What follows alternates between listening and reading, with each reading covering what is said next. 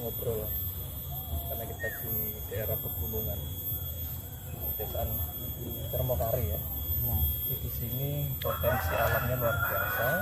Cuman coba nanti kita bahas satu persatu, mungkin satu tema dulu lah yang ini sedang lagi pemanas.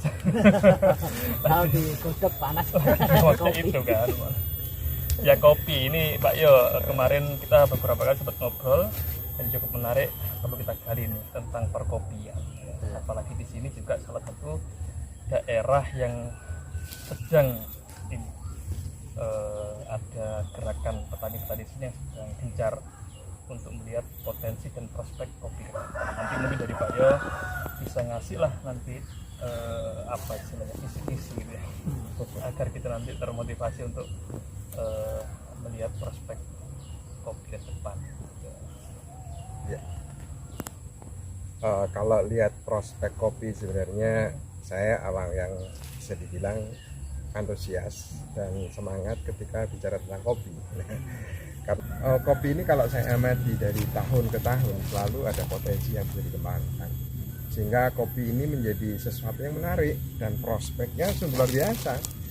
Nah, tapi di dunia perkopian yang saya akhir-akhir ini saya juga sangat tertarik di dunia perkopian. Saya inginnya itu dari hulu ke hilir gitu kan. Jadi dari hulu ke hilir itu bagaimana sih mempersiapkan kopi sebelum diseduhkan gitu. Nah, tentunya kopi sebelum diseduh itu munculnya yang disebut dengan kopi roasting atau kopi sangrai. Nah, sebelum kopi roasting tentunya adalah kopi green bean kan itu, atau disebut orang-orang pada OC. Jadi kok biji kopi hijau yang belum disangrai. Nah, sebelumnya dari mana? Sebelumnya dari perkebunan kopi tentunya, baik perkebunan yang berskala besar maupun perkebunan masyarakat atau yang disebut dengan kebun masyarakat, kebun rakyat kan gitu. Jadi saya tertarik di hulu itu waktu itu sebenarnya hanya coba-coba mendampingi petani, mengajak membuat sesuatu yang jauh lebih baik dari yang sebelumnya. Tentang apa? Tentang pola tanam. Pola tanam itu tentunya kalau saya bisa berharap adalah pola tanam yang berbasis organik, yang tidak menggunakan kimia kan gitu. Tetapi dengan pola organik itu sebenarnya banyak hal yang bisa kita lakukan, dari pupuk yang tidak harus membuat dari atau mengatakan dari kimia yang harganya mahal, tapi mungkin dari limbah. Nah, itu limbah hewan, limbah pertanian yang bisa dikomposer menjadi sebuah pupuk kayak gitu. Jadi pupuknya lebih berbasis organik. Itu dari hulunya. Sehingga nanti muncullah kopi yang benar-benar non kimia. Sehingga itu yang disebut dengan kualitas standar organik. Nah, akhirnya apa yang kemudian yang perlu diperhatikan adalah pasca panen. Nah, pasca panen itu macam-macam, ada yang memprosesnya dengan natural, ada yang semi wash, ada yang full wash dan seterusnya. Nah, bagi saya pribadi memilih untuk yang natural. Nah, natural itu sangat sederhana dan hasilnya luar biasa, natural. Jadi natural mungkin lebih detail. Next time kita ketemu mungkin ngobrol lagi tentang topik natural itu seperti apa. Nah, setelah masuk di green bean baru masuk roasting. Nah, kalau sudah masuk roasting kita mengenal dulu namanya belanga ya, atau wajan dari kreweng. Nah, itu disangrai secara tradisional itu bagus sebenarnya. Karena apa? Itu tidak mengandung kimia sama sekali.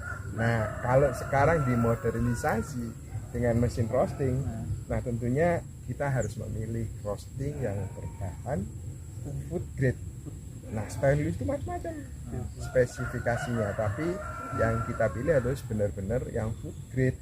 Nah, kalau food grade tentunya direkomendasikan untuk membuat hasil roastingan itu bagus. Nah, bagaimana cara mengelola roastingnya? Tentunya banyak kelas-kelas ya. Sekarang ini sudah banyak bisnis pelatihan itu muncul di mana-mana. Nah, tapi yang paling penting adalah yaitu dari hulunya. Roasternya pinter, kalau dari hulunya kualitasnya kurang bagus, ya susah yang roasting. Pengaruh juga ya. Pengaruh benar. Jadi dari mana kita mulainya itu justru dari sumbernya. Jadi akarnya dulu, jadi akarnya itu dari mana? Dari perkebunan. Pada saat kita memulai, mungkin kasat ini ya kita saya lupa nih di daerah Cermo. Nah, Cermo itu punya keinginan teman-teman untuk membangun satu base camp perkebunan kopi ya, rencana seperti itu. Mungkin ke depan bisa kita mulai dari tanam, nah bisa mulai dari pola tanam, sehingga nanti perlu pembelajaran terus menerus sehingga tanaman itu benar-benar berbasis organik ya. Kita sekali lagi kalau kita bicara tentang kualitas, tentunya kopi itu sederhana, tidak perlu harus menggunakan kimia, tetapi semuanya bisa menggunakan organik. Nah, termasuk apa aja kira-kira?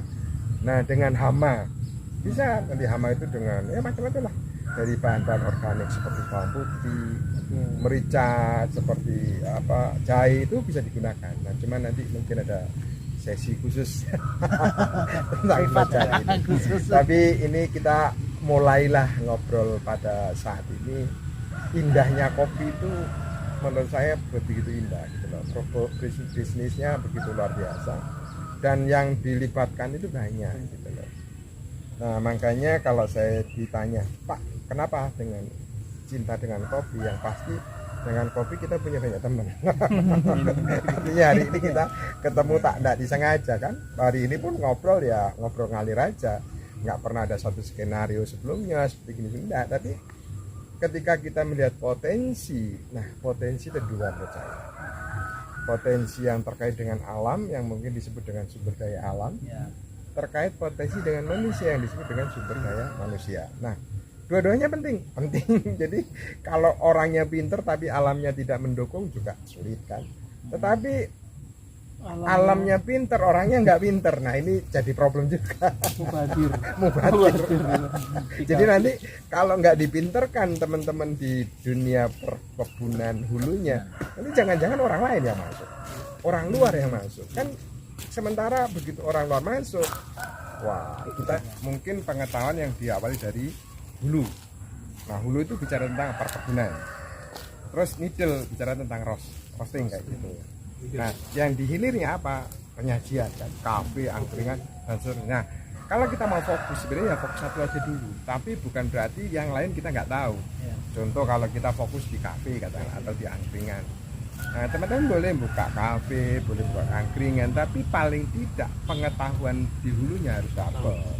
Jadi begitu memilih kopi, dia tahu nih kopi yang mana yang bisa direkomendasikan untuk disajikan. Nah, terus kalau fokusnya di hilir seperti kafe, nah hal lain apa selain bisa nyeduh dengan pinter kan, cerdas kan, tapi nah ini yang lebih penting lagi adalah SDM-nya.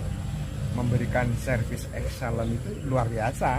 Jadi kalau kopi diseduhnya dengan kepiawaian atau keterampilan yang sudah dibangun, tetapi tidak dengan hati yang benar-benar memiliki rasa untuk melayani konsumen, ya kurang ya. Artinya jadi kita tidak bisa semua dikuasai, enggak, cuman di sisi mana kita fokus.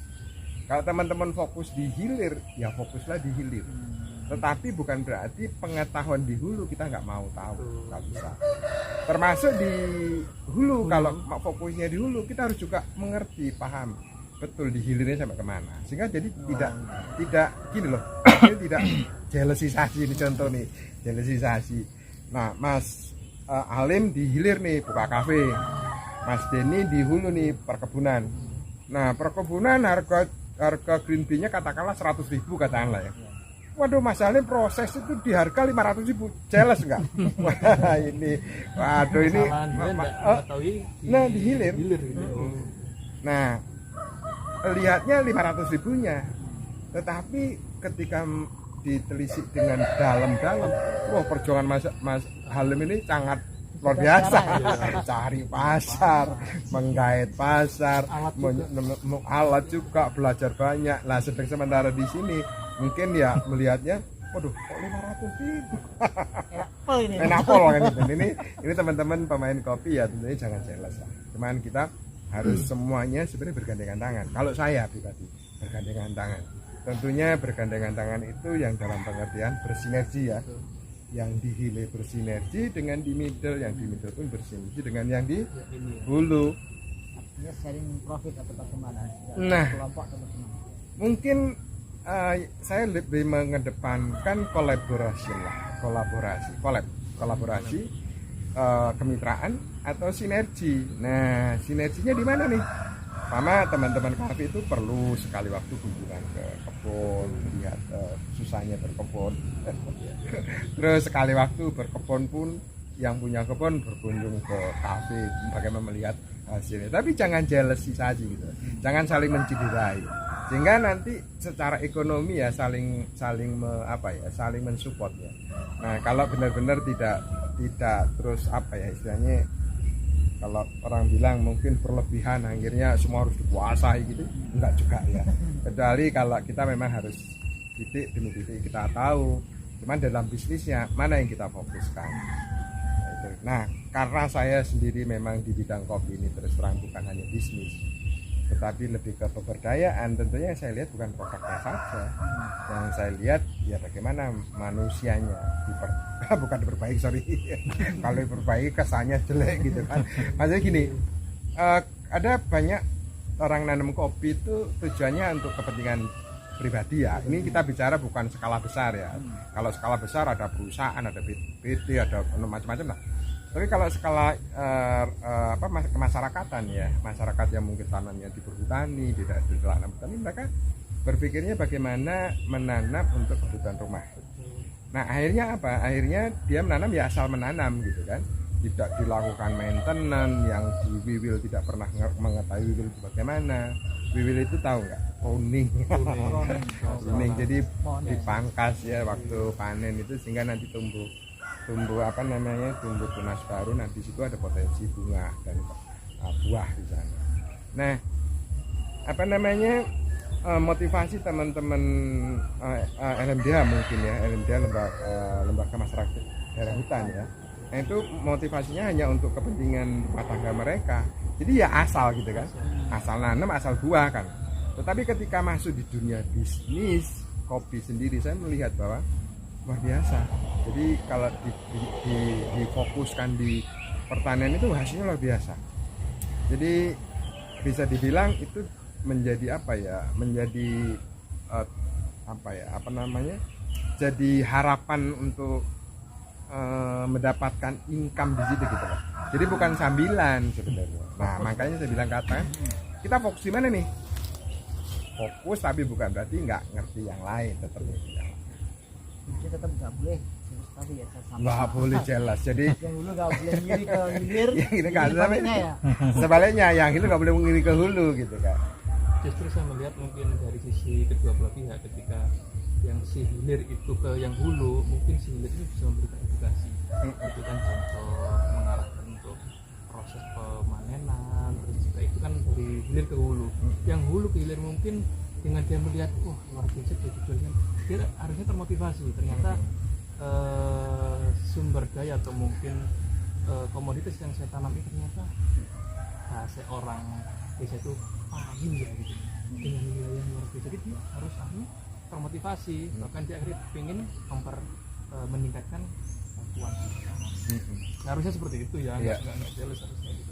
Nah, ini bicara kuantitas tadi ada dua pilihan sih sebenarnya. Kita memulai dari kuantitas itu jumlahnya, atau kita memilih dari kualitas dulu. Kalau ini kebetulan kan ada wacana nih mau tanam kopi daerah sini. Saya memberikan saran rembuk, mungkin usulan dalam pengertian gini, kita pilih kualitas itu. Karena kalau sudah baru dikenal nanti, kualitasnya sudah sesuai dan standar dan mungkin dibilang specialty, katakanlah seperti itu.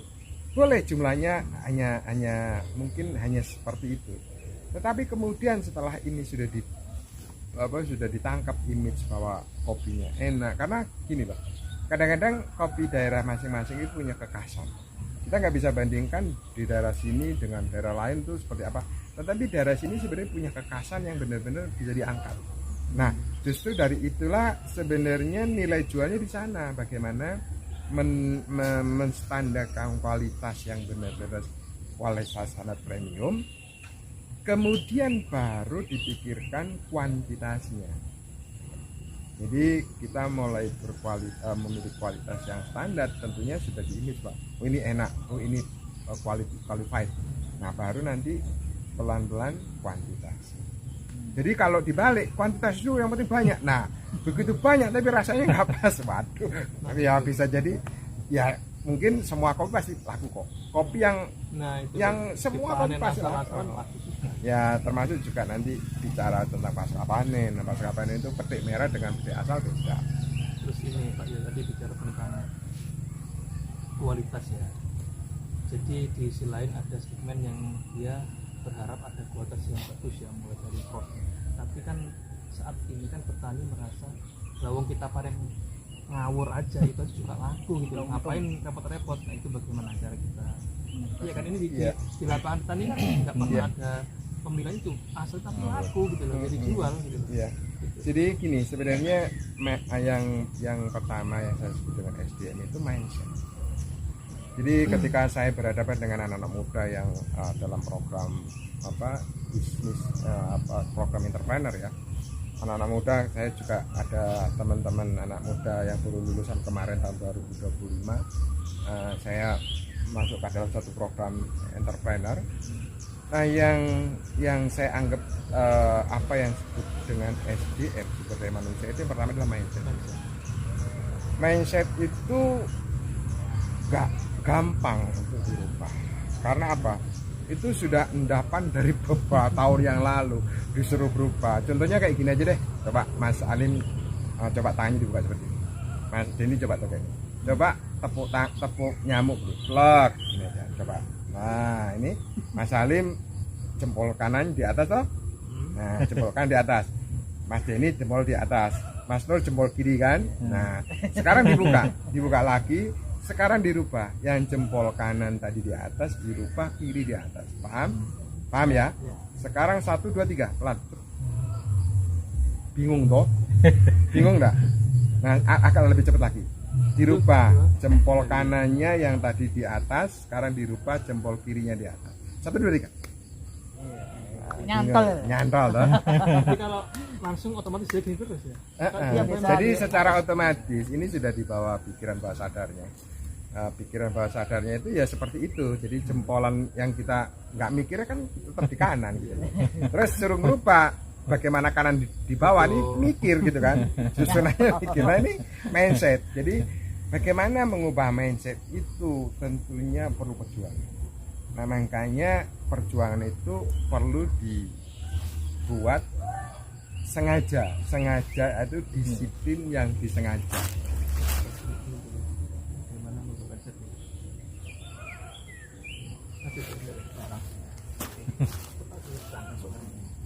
Iklan.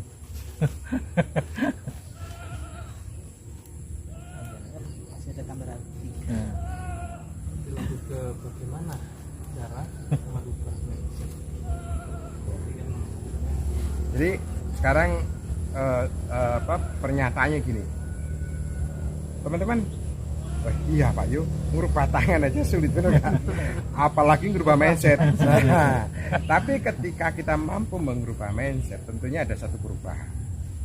Nah, contohnya tadi biasa panen asalan, terus panen petik merah kan, gitu sudah panah. Lawang gini aja sudah dapat duit kan? Kan nggak ada kesulitan untuk jualnya. Nah, atau ada kesulitan.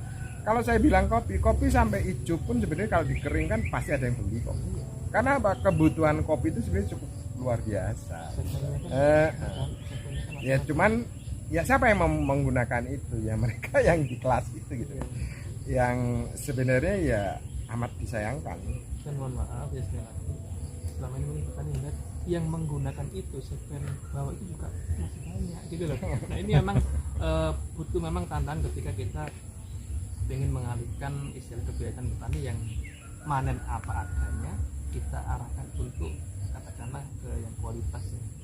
Sedangkan dia punya pemahaman seperti itu, saya nggak ada kesulitan jual dengan cara yang ala kadang nggak ada kesulitan ngapain gitu loh. Gitu ya? Nah apakah mungkin dari si pihak mungkin yang mengarah itu bisa memberikan motivasi atau mungkin bahasa sebenarnya jaminan kalau nanti mau nanam dengan cara yang kualitas itu dia bisa memberikan jaminan bahwa hasilnya nanti dia lebih bisa menikmati, nanti hasilnya lebih menguntungkan. Ya betul, sebenarnya itu sudah banyak dilakukan teman-teman yang hilir. Dia mulai masuk ke petani kopi itu melakukan edukasi. Artinya ya kadang-kadang inilah kesulitannya ketika ngubah mindset. Nah, sebenarnya ngubah mindset itu perlu perjuangan dari seseorang untuk mendisiplinkan diri. Nah, disiplin yang disengaja itu perlu sebuah perjuangan. Nah, makanya itu perlunya pendampingan. Jadi petani-petani itu perlu ditemenin lah, karena maaf kadang-kadang dari tingkat sosial ekonomi, tingkat pendidikan itu kan ya mengapunten ya di level seperti itu. Kadang-kadang mereka instan, kepinginnya ndang cepet, kepingin ndang itu kan. Nah beda dengan orang yang benar-benar memahami secara global, kebutuhan kopi ini seperti ini, kalau diolah sedemikian ini harganya seperti ini, kalau ini nanti orang bakal datang sendiri kok. Nah kalau kualitasnya itu pasti datang sendiri, apalagi sekarang ya kita nggak sulit dengan adanya sosmed, viral dan sebagainya. Tapi ya branding itu harus dipenuhi dengan apa? Dengan realitas. Jangan membranding sesuatu tanpa realitas gitu lah.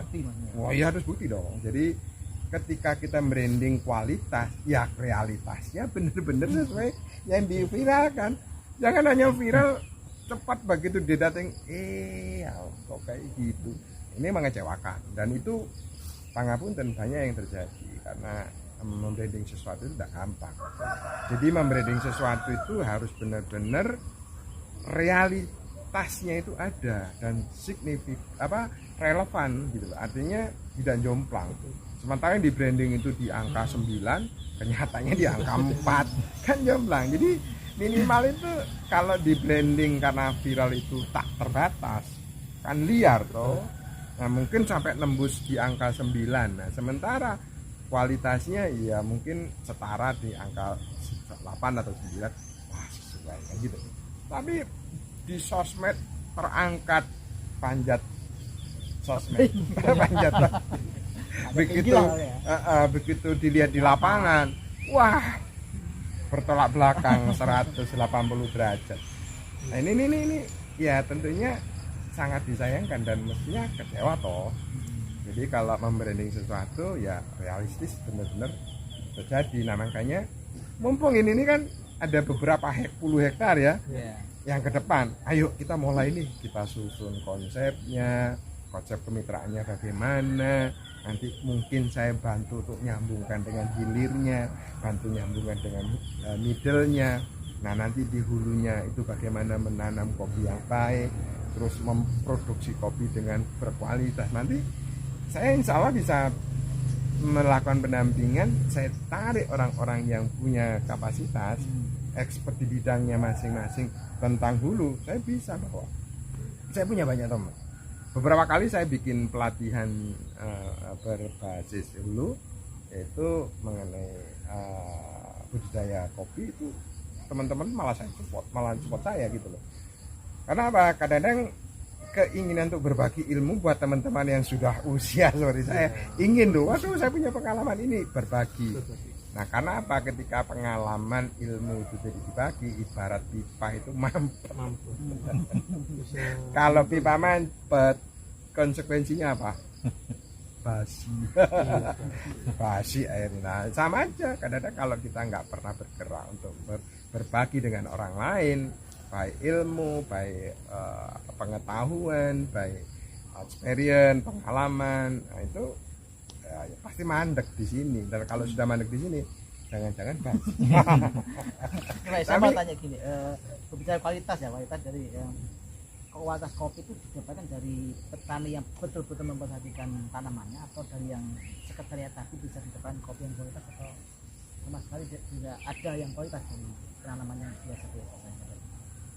Maksudnya jadi petani yang sekedar ya tanpa dampingi itu apakah ada bibit hasil kopi yang kualitas ada nggak? maksudnya Mestinya sih ada ya, karena gini, kopi dibiarin aja gitu sebenarnya juga keluar merah kan, tapi maksimal enggak. Nah sebenarnya dari sumber itulah sebenarnya perlu perbaikan. Nah perbaikan itu artinya gini, mungkin belum pernah mendapatkan pengetahuan, bisa jadi belum pernah mendapatkan pelatihan, bisa jadi belum pernah mendapatkan relasi, bagaimana sih kopi ini selanjutnya kemana sih. Nah mungkin pengetahuannya minim banget, terus mencoba menanam karena dengar dari tempat lain seperti ini. Nah itu kan artinya perlu didampingi. Nah kalau sudah seperti itu, nah kita dampingi itu bagaimana, ayo mulai diperbaiki ini, mungkin pola tanamnya ke depan tidak lagi menggunakan kimia, tidak lagi dibiarkan sampai tinggi begitu saja, mulai dipangkas atau mulai diatur sedemikian posisi-posisi cabang-cabangnya sehingga nanti bisa menghasilkan secara optimal maksimal. Nah itu kan perlunya pendampingan ya. Dan yang mendampingi tentunya harus sabar, harus benar-benar sabar, karena ya tadi ngubah mindset itu tidak segampang, ngubah jempol acara sulit. iya Pak, yang menarik Artinya tadi kan meskipun ditanam sekedarnya masih ada yang berkualitas, apalagi ditanam dengan Betul. Nah pendampingan dan dengan karena metode gini loh, pasti saya terlalu yakin sekali ya, tanah Indonesia ini semua sebenarnya memiliki kesuburan yang cukup tinggi. Jadi sampai tanah kapur pun itu bisa menghasilkan. Benar nggak? Tanam berkapur loh. Apalagi tanah yang yang kondisinya seperti yang kita lihat di belakang sekilas kita nih ya. Ini saya ingin jadi penyanyi plus ya, tongkat dan batu jadi tanaman.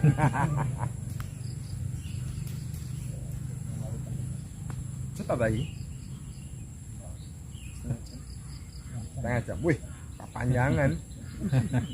kan nanti ini Diedit. potong ambil tema ini dapat 3 episode. yes, Di sini ada timekeepernya. Mau dibikin battle ya. Nah itu, jadi ada timekeeper. Ngobrol gini kadang-kadang kalau sudah dapat ya lepas dan enggak dikontrol, bisa melara gitu loh. Nah ini jangan, kalau bisa dibatasin. 3 menit aja Pak Yu. Iya, gitu lah. Cepet-cepetan. Iya, cepet-cepetan. Ya wes, pokoknya diedit lah. Mana yang perlu dibuang, kalau enggak diedit. saya kira kalau dibuang nggak ada saja yang perlu dibuang, cuman diambil ini masuk tema ini tema ini gitu nanti Atau dipotong boleh, jadi satu episode. iya dipotong-potong. Jadi orang mau apa sih kok lanjutannya apa gitu iya kan? itu kan sekarang yang menarik itu. Oke. Boleh itu satu lagi boleh nggak pertanyaan? Boleh.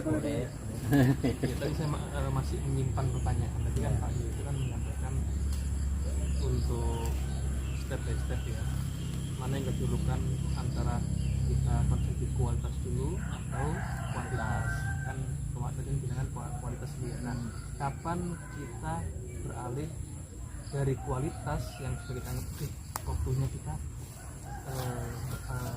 naik ke kuantitas. Apakah setelah nanti kopi itu sudah bisa kita branding sehingga orang-orang sudah kopi ini kain luar biasa lah. Apa itu barometernya sehingga kita sebagai ini kita meningkatkan kuantitas dari mana? Oke.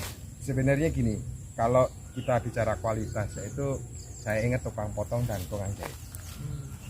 Tukang potong kalau kita sudah cocok di lubang semutnya dicari, bener nggak? Tukang potong rambut di sektor potong rambut kan gitu. Terus penjahit itu kalau sudah cocok di lubang semut pun dicari. Seperti halnya seperti itu. Nah terkait dengan kopi gini, kita coba taruh dulu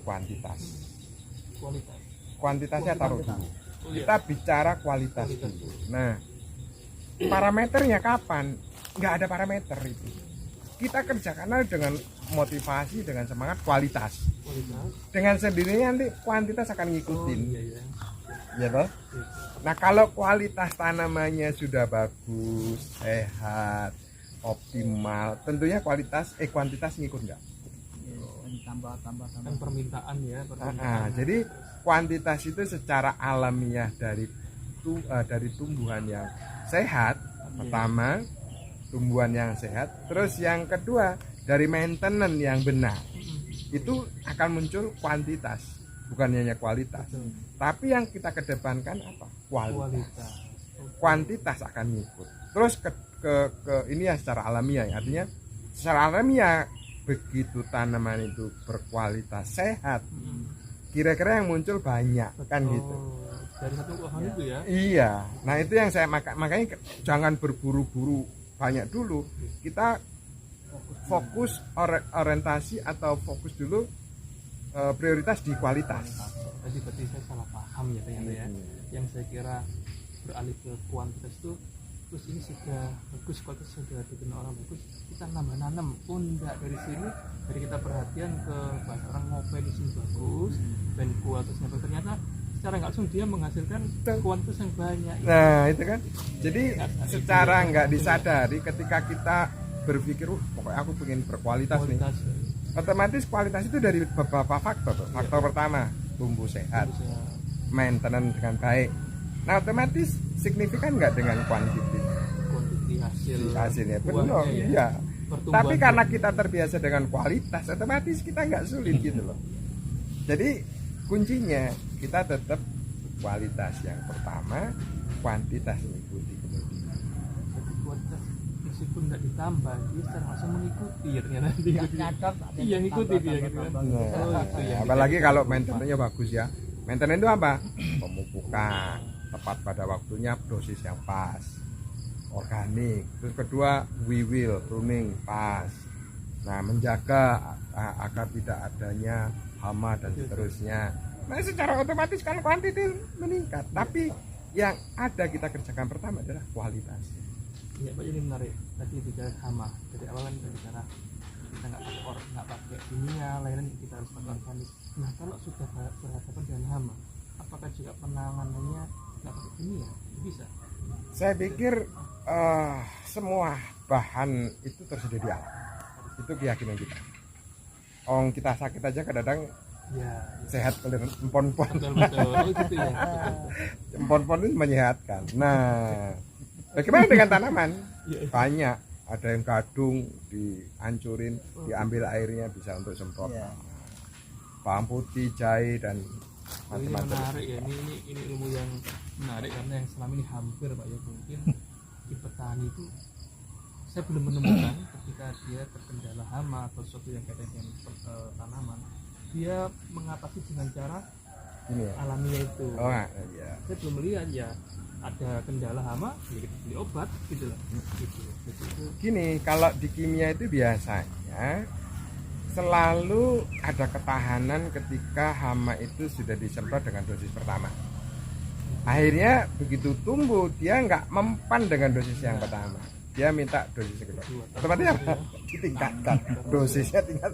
Nah tetapi kalau dengan alamiah biasanya bukan dibunuh sih sebenarnya, dipindahkan atau diusir, terus dijaga untuk tidak masuk.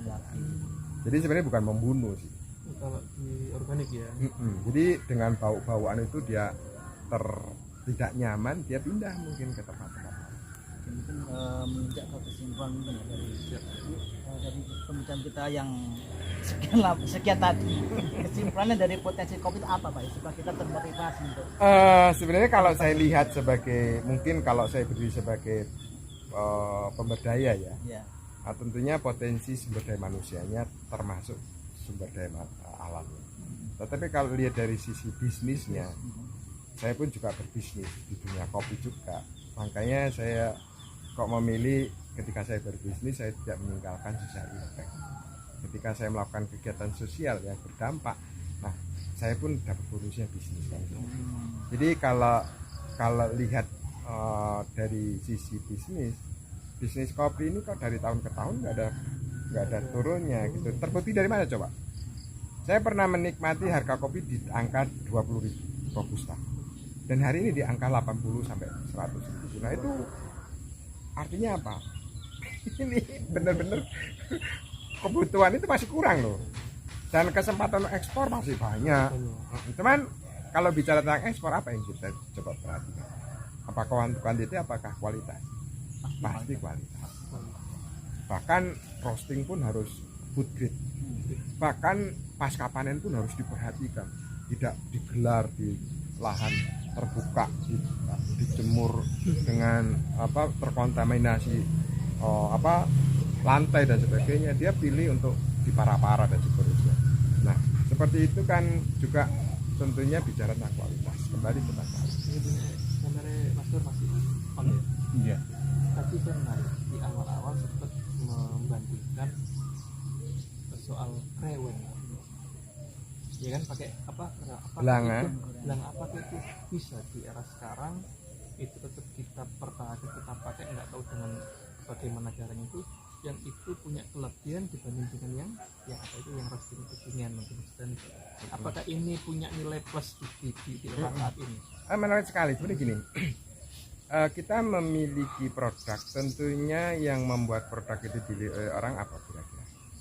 Kalau saya mungkin ada nggak sejarahnya dari kopi? Kalau ada sejarahnya, yang kita perlu jual sejarahnya, ceritanya, kan gitu. Kalau yang menarik alamnya, mungkinkah kita menjual kopi dengan yang terkait dengan alamnya? Contohnya umpama ini kita benar-benar kopinya di cermo ini ditanam sedemikian, terus hingga akhirnya orang bisa menikmati kebunnya, itu berarti yang kita jual alamnya. Tapi sebenarnya yang kita jual kopinya.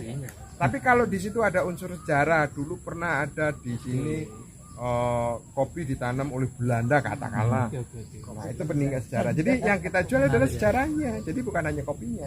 Terus dulu pernah itu kopi disangrai dengan kreweng. Nah, bagaimana diangkat kreweng? Tapi bukan berarti terus mensosialisasikan kreweng ini bisa dipakai oleh semua. Enggak juga. Karena sekarang modernisasi, ada mesin roasting. Tapi kalau kita skopnya ini lebih kepada ceritanya kopi, apa itu masuk ke khas mungkin? Jadi khasnya bisa jadi ceritanya. Nah, ini Belanga cukup menarik nih. Dan ternyata Belanga itu benar-benar food grade, nggak ada kimianya. Dan kalau itu dilatih benar-benar, sangrainya bisa bagus, nah itu mungkin bisa ngalahin yang namanya mesin. Tapi tetap pada kualitas juga. Yang artinya apa? Kita jual sejarahnya, ceritanya. Jadi bukan kopinya saja, cerita kopinya itu dulu seperti ini. Tapi kalau dengan tadi kreweng itu kan tadi apapun yang mau kita ambil. Nah, sejarahnya, ceritanya. Bukan khasnya, bukan. Kalau khasnya mungkin semua ada Belanga. Belanga di mana-mana di Indonesia semua ada. Tetapi ceritanya di sini apa yang perlu diangkat dari? Bukan, maksud saya mungkin dengan pakai Belanga itu kreweng gitu ya. Itu ada khas mungkin di situ, ada khas. Oh, secara teknis, cita rasa. Ya mungkin bisa jadi karena Belanga itu pertama food grade dari bahan tanah liat. Nah, itu ya diangkat dari hasilnya. Tapi kan kalau sekarang bicara tentang banyaknya, mungkin nggak bisa ya. Nggak bisa goreng 100 kilo dengan ini kan nggak mungkin.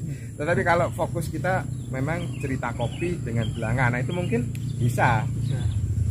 Jadi khusus Belanga, tapi benar-benar roastingannya itu nggak belang-blon lah saya. Tapi mohon maaf Pak Yun, apakah dengan kualitas kopi yang sama, dengan cara masak yang sama pastinya, Belanga dengan yang sekarang ini punya nilai plus nggak untuk kita rasa? Semuanya sama. Sebenarnya tinggal kita benar-benar mungkin riset and develop ya, di riset dulu. Kira-kira kalau pakai Belanga itu apa sih yang bisa ditonjolkan dari rasanya atau dari amanannya. Nah, kalau tadi saya bicara tentang ceritanya kan, cerita dengan Belanga ini kan mungkin nggak nyambung atau mungkin nyambung. Nah, tapi nyambung di mana? Dulu pernah di sini dikenal semua menggoreng pakai Belanga. Tapi yang perlu diriset itu adalah apakah dari hasil Belanga itu setara dengan roasting mesin. Nah, itu perlu diuji, tidak dikaji. Aromanya, terus ke tingkat kematangannya.